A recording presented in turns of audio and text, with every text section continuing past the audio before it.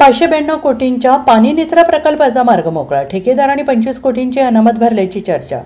महापालिका क्षेत्रातील पावसाळी पाणी निचऱ्यासाठी 592 कोटी रुपयांच्या प्रकल्पासंदर्भातील हालचाली गतिमान झाल्याचं दिसत आहे आणि या प्रकल्पाच्या ठेकेदाराने परफॉर्मन्स सिक्युरिटी डिपॉझिट आणि एन्व्हायरमेंटल डिपॉझिट पोटी सुमारे 25 कोटी रुपयांची रक्कम भरल्याची चर्चा महापालिका वर्तुळात सुरू आहे.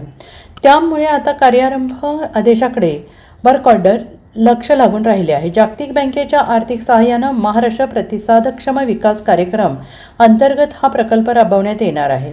प्रकल्पासाठी निविदा प्रक्रिया पूर्ण झाल्यानंतर शासनाने निविदा स्वीकृतीपत्र लेटर ऑफ एक्सेप्शन देण्यासंदर्भात आयुक्तांना कळवले होते. त्यानंतर ठेकेदाराला अनामत रक्कम जमा करण्यासाठी 28 दिवसांची मुदत देण्यात आली होती. दरम्यान ठेकेदाराने सुमारे 25 कोटी अनामत रक्कम भरल्याची चर्चा महापालिका वर्तुळात आहे आणि एका अधिकाऱ्याने दुजोरा दिला आहे. मात्र अनामत रक्कम जमा केल्याची बँक गॅरंटी अद्याप आलेली नाही, असे शहर अभियंता पृथ्वीराज चव्हाण यांनी म्हटलं आहे. यापूर्वी कार्यारंभ आदेश जारी होण्यापूर्वीच ठेकेदाराने काही ठिकाणी सर्वेक्षणाचे काम सुरू केल्याने वाद निर्माण झाला होता. स्थायी समितीचे सभापती अतुल माने यांनी हे काम थांबवले होते. 592 कोटी रुपयांच्या कामाची निविदा दरमान्यतेसाठी स्थायी समितीसमोर आणणे आवश्यक असल्याचा पवित्रा सभापतींसह स्थायी समिती सदस्यांनी घेतला होता. दरम्यान आमच्यातील चर्चेनंतर सभापती माने यांनी काम बंद पाडल्याचे महापौर धीरज सूर्यवंशी,